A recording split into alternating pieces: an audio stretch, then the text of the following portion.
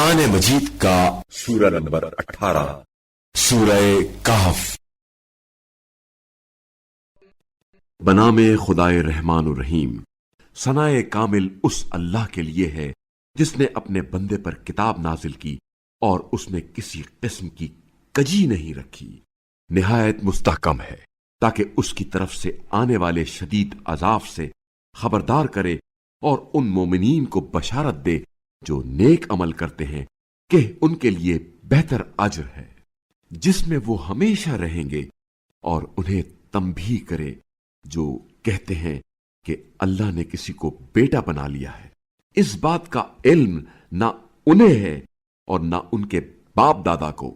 یہ بڑی جسارت کی بات ہے جو ان کے منہ سے نکلتی ہے، یہ تو محض جھوٹ بولتے ہیں۔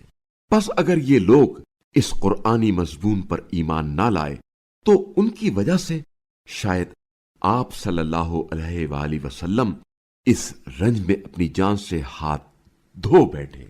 روئے زمین پر جو کچھ موجود ہے اسے ہم نے زمین کے لیے زینت بنایا تاکہ ہم انہیں آزمائیں کہ ان میں سب سے اچھا عمل کرنے والا کون ہے، اور اس پر جو کچھ ہے اسے ہم کبھی بنجر زمین بنانے والے ہیں۔